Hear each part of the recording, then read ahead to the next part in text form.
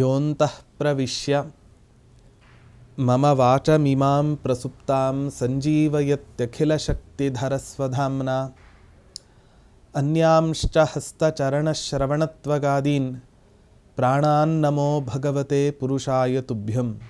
ಪೂಜ್ಯಾಯ ರಾಘವೇಂದ್ರಾಯ ಸತ್ಯಧರ್ಮರತಾಯ ಚ ಭಜತಾಂ ಕಲ್ಪವೃಕ್ಷಾಯ ನಮತಾಂ ಕಾಮಧೇನವೇ.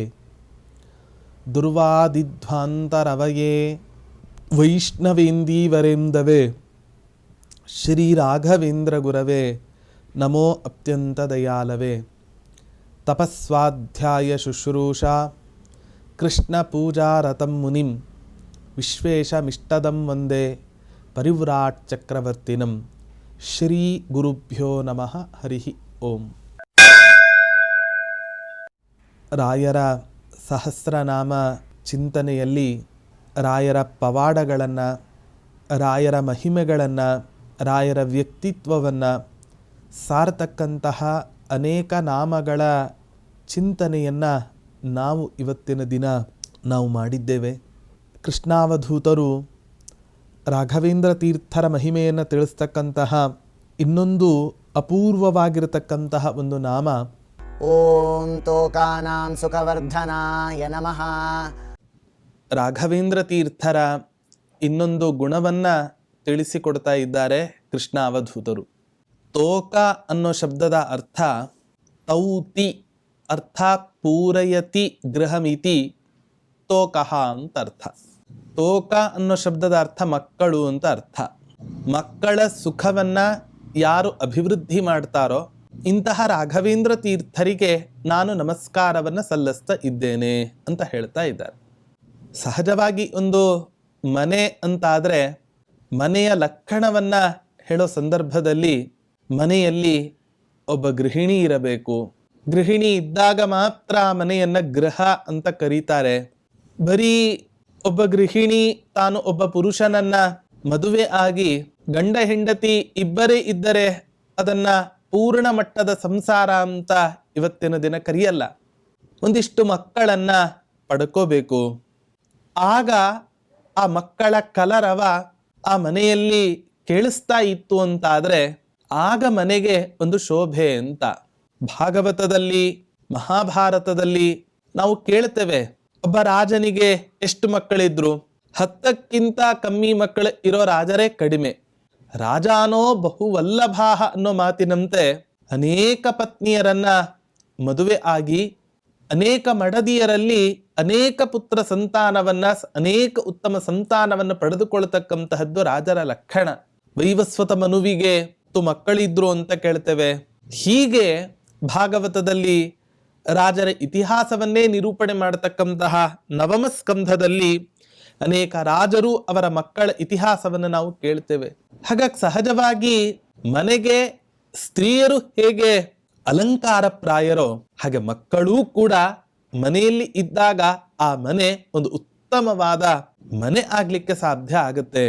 ದಾಸರಾಯರು ಕೂಡ ಕೊಂಡಾಡ್ತಾರೆ, ಮನೆಯಲ್ಲಿ ಮಕ್ಕಳು ಇದ್ವು ಅಂತ ಹೇಳಿದ್ರೆ ಆ ಮಕ್ಕಳಲ್ಲಿ ಭಗವಂತನ 10 ಅವತಾರಗಳನ್ನ ಆ ಮಗು 10 ವರ್ಷದ ಆಗೋ ತನಕವೂ ಕೂಡ ಆ ಮಗುವಿನಲ್ಲಿ ನಾವು ಕಾಣಬೇಕು ಅನ್ನೋದನ್ನು ಹೇಳ್ತಾರೆ.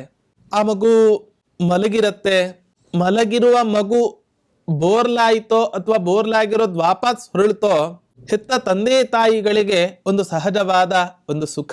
ಯಾವಾಗ ಮಲಗಿರುವ ಮಗು ಸ್ವಲ್ಪ ತೆವಳಲಿಕ್ಕೆ ಶುರುವಾಯಿತೋ ಮತ್ಸ್ಯ ನಾಮಕ ಪರಮಾತ್ಮನ ಚಿಂತನೆಯನ್ನ ಮಾಡು. ಇನ್ನೂ ಸ್ವಲ್ಪ ತೆವಳಲಿಕ್ಕೆ ಶುರುವಾದ್ರೆ ಆಮೆ ಕೂರ್ಮ ನಾಮಕ ಪರಮಾತ್ಮನ ಚಿಂತನೆಯನ್ನ ಮಾಡು. ಗೋಡೆಯನ್ನ ಹಿಡಿದುಕೊಂಡು ಅಂಬೆಗಾಲನ್ ಇಡ್ಲಿಕ್ಕೆ ಪುರುಸೊತ್ತಿಲ್ಲ, ಆಗ ವರಾಹರೂಪಿ ಪರಮಾತ್ಮನ ಚಿಂತನೆಯನ್ನ ಮಾಡು. ಹೀಗೆ ಭಗವಂತನ ಮತ್ಸ್ಯಾದಿ 10 ಅವತಾರಗಳು ಏನಿದ್ದಾವೆ ಆ 10 ಅವತಾರಗಳ ಚಿಂತನೆಯನ್ನ ನಾವು ಮಕ್ಕಳನ್ನ ಪಡೆದುಕೊಂಡು ಆ ಮಕ್ಕಳು 10 ವರ್ಷ ತುಂಬೋದ್ರೊಳಗೆ ಭಗವಂತನ 10 ಅವತಾರಗಳನ್ನ ನಾವಲ್ಲಿ ಕಾಣಬೇಕು ಅಂತ ಹೇಳ್ತಾರೆ. ಇಂಥ ಮಕ್ಕಳಿಗೆ ಸಹಜವಾಗಿ ಹೆತ್ತ ತಂದೆ ತಾಯಿಗಳು ಅನೇಕ ರೀತಿಯಾಗಿ ಅವರನ್ನು ಬೆಳೆಸ್ತಾರೆ. ಲಾಲಯೇತ್ 5 ವರ್ಷಾಣಿ 10 ವರ್ಷಾಣಿ ತಾಡಯೇತ್ ಪ್ರಾಪ್ತೇತು 16 ವರ್ಷೆ ಪುತ್ರಂ ಮಿತ್ರವದಾಚರೆ ಅನ್ನುವ ಮಾತಿನಂತೆ 5 ವರ್ಷ ಮಕ್ಕಳನ್ನ ತುಂಬಾ ಮುದ್ದಿನಿಂದ ಬೆಳೆಸ್ಬೇಕಂತೆ. 10 ವರ್ಷಾಣಿ 10 ವರ್ಷ ಆ ಮಕ್ಕಳನ್ನ ಹೊಡೆದು ಬೈದು ತಿದ್ದಿ ತೀಡಿ ಆ ಮಕ್ಕಳನ್ನ ಬೆಳೆಸ್ಬೇಕನ್ನು. ಯಾವಾಗ ಆ ಮಗುವಿಗೆ 16 ವರ್ಷ ಪ್ರಾಪ್ತಿ ಆಗತ್ತೋ ಪುತ್ರಂ ಮಿತ್ರವದಾಚರೆ, ಮಗನನ್ನ ಒಬ್ಬ ಸ್ನೇಹಿತನಂತೆ ನಾವು ಕಾಣಬೇಕು ಅಂತ ಹೇಳ್ತಾರೆ. ಹಾಗಾಗಿ ಸ್ನೇಹಿತನಂತೆ ಕಾಣುವ ಯೋಗ ಮಕ್ಕಳಲ್ಲಿ ತಂದೆ ತಾಯಿಗಳಿಗೆ ಸಿಗತ್ತೆ. ಭಗವಂತನನ್ನ ಕಾಣುವ ಯೋಗ ಮಕ್ಕಳಲ್ಲಿ ತಂದೆ ತಾಯಿಗಳಿಗೆ ಸಿಗತ್ತೆ. ಯಾವಾಗ ಆ ಮಕ್ಕಳನ್ನ ನೋಡಿ ಈ ಹೆತ್ತ ತಂದೆ ತಾಯಿಗಳು ಖುಷಿ ಪಡ್ತಾರೋ ಆ ತಂದೆ ತಾಯಿಯಂದ್ರ ಖುಷಿಯನ್ನು ನೋಡಿ ಆ ಮಕ್ಕಳು ಕೂಡ ಅಷ್ಟೇ ಸುಖವನ್ನ ಪಡ್ತಾರೆ. ಒಬ್ಬ ಸುಭಾಷಿತಕಾರ ಹೇಳ್ತಕ್ಕಂಥ ಮಾತು, ಅಪುತ್ರಸ್ಯ ಗೃಹಂ ಶೂನ್ಯಂ, ಮಕ್ಕಳಿಲ್ಲದೇ ಇರ್ತಕ್ಕಂಥ ಮನೆ ಬೇರೆ ಅಲ್ಲ, ನಿರ್ಜನವಾದ ಪ್ರದೇಶ ಬೇರೆ ಅಲ್ಲ ಅಂತ ಹೇಳ್ತಾರೆ. ಹಾಗಾಗಿ ಹಿಂದಿನ ಕಾಲದಲ್ಲಿ ಅವಿಭಕ್ತ ಕುಟುಂಬದ ವ್ಯವಸ್ಥೆಯ ಅಡಿಯಲ್ಲಿ ಅನೇಕ 10 ಜನ ಒಂದೇ ಮನೆಯಲ್ಲಿ ಸಮನ್ವಯತೆಯನ್ನ ಸಾಧಿಸಿಕೊಂಡು ಹೋಗ್ತಕ್ಕಂಥ ಒಂದು ಪರಂಪರೆಯನ್ನ ನಾವು ಕಾಣ್ತಾ ಇದ್ವಿ. ಆದರೆ ಇವತ್ತಿನ ಕಾಲದಲ್ಲಿ ವಿಭಕ್ತ ಕುಟುಂಬದ ವ್ಯವಸ್ಥೆಯಲ್ಲಿ ನಾವು ಇದ್ದೇವೆ. ಗಂಡ ಹೆಂಡತಿ, ಹಿಂದೊಂದು ಮಾತಿತ್ತು ಆರತಿಗೊಬ್ಬಳು ಕೀರುತಿಗೊಬ್ಬಳು ಅಂತ. ಇವಾಗ ಆರತಿಗೂ ಒಂದೇ ಕೀರುತಿಗೂ ಒಂದೇ. ಒಂದು ಮಗುವೇ ಅಲ್ಲ, ಅನೇಕ ಮಕ್ಕಳನ್ನ ನಾವು ಪಡೆದುಕೊಂಡು ಆ ಮಕ್ಕಳಿಗೆ ಉತ್ತಮವಾದ ಸಂಸ್ಕಾರವನ್ನ ಕೊಟ್ಟು ನಾವು ಬೆಳೆಸಿದೆವು ಅಂತಾದರೆ ಆಗ ಸಹಜವಾಗಿ ಆ ಮಕ್ಕಳು ಸಮಾಜದ ಬೆಳಕಾಗಲಿಕ್ಕೆ ಸಾಧ್ಯ ಆಗತ್ತೆ.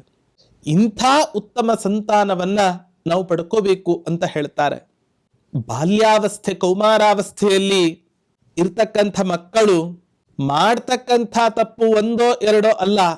ಆ ಬಾಲ್ಯಾವಸ್ಥೆಗೆ ಕೌಮಾರಾವಸ್ಥೆಯಲ್ಲಿ ಮಕ್ಕಳು ಮಾಡ್ತಕ್ಕಂಥ ತಪ್ಪನ್ನು ನಾವು ಮಾಡ್ಲಿಕ್ಕೆ ಸಾಧ್ಯ ಇದೆನಾ? ಮಕ್ಕಳು ಆಟ ಆಡ್ತಕ್ಕಂಥ ಆಟವನ್ನು ನಮ್ಮಿಂದ ಆಟ ಆಡ್ಲಿಕ್ಕೆ ಸಾಧ್ಯ ಇದೆನಾ ಇವತ್ತಿನ ದಿನ? ಹಾಗಾಗಿ ಮಕ್ಕಳು ಖುಷಿ ಪಟ್ಟಿದ್ದಾರೆ 10 ವರ್ಷದ ತನಕ ಅಂತ ಹೇಳಿದ್ರೆ ಭಗವಂತನ 10 ಅವತಾರಗಳ ಯಾವುದೋ ಒಂದು ಭಗವದ್ ರೂಪ ಅಲ್ಲಿ ತೃಪ್ತಿ ಪಡ್ತಾ ಇದೆ ಅನ್ನುವಂತಹ ಎಚ್ಚರ ಅನುಸಂಧಾನ ನಮ್ಮಲ್ಲಿ ಇರಬೇಕು ಅನ್ನೋದನ್ನ ನಾವು ಅರ್ಥ ಮಾಡಿಕೊಳ್ಳಬೇಕು. ಹಾಗಾಗಿ ನಮಗೆಲ್ಲ ಇವತ್ತಿನ ದಿನ ನಾವು ಮಕ್ಕಳನ್ನ ಪಡ್ಕೋತೇವೆ. ಮಕ್ಕಳು ಹುಟ್ಟಿದ ಮೇಲೆ ಆ ಮಕ್ಕಳಿಗೆ ಸುಖ ಹೆಂಗ್ ಕೊಡಬೇಕು ಅನ್ನುವಂತಹ ಜ್ಞಾನ ಇವತ್ತಿನ ದಿನ ಹೆತ್ತ ತಾಯಿಗೂ ಇರುವುದಿಲ್ಲ, ಪಡೆದ ತಂದೆಗೂ ಕೂಡ ಆ ಮಗುವಿನ ಭಾಷೆ ಅರ್ಥ ಆಗ್ಲಿಕ್ಕೆ ಸಾಧ್ಯ ಇಲ್ಲ. ಹಾಗಾಗಿ ಅಂಥ ಮಕ್ಕಳಿಗೆ ಸುಖವನ್ನ ಕೊಡ್ತಕ್ಕಂಥ ಮಹಾನುಭಾವರು, ಗುರುಗಳು, ದೈವಾಂಶ ಸಂಭೂತರು ಅಂತ ಹೇಳಿದ್ರೆ ಅದು ರಾಘವೇಂದ್ರ ತೀರ್ಥರು ಅಂತ ಹೇಳಿದ್ರೆ ತಪ್ಪಾಗ್ಲಿಕ್ಕೆ ಇಲ್ಲ.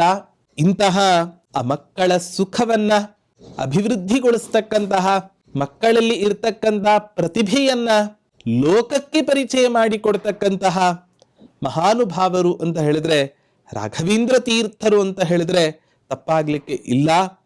ಇಂತಹ ಮಕ್ಕಳ ಸುಖವನ್ನ ಅಭಿವೃದ್ಧಿಗೊಳಿಸ್ತಕ್ಕಂತಹ ಮಹಾನುಭಾವರಾದ ರಾಘವೇಂದ್ರ ತೀರ್ಥರಿಗೆ ನಾನು ನಮಸ್ಕಾರವನ್ನು ಸಲ್ಲಿಸ್ತಾ ಇದ್ದೇನೆ ಅಂತ ಹೇಳ್ತಾ ಇದ್ದಾರೆ.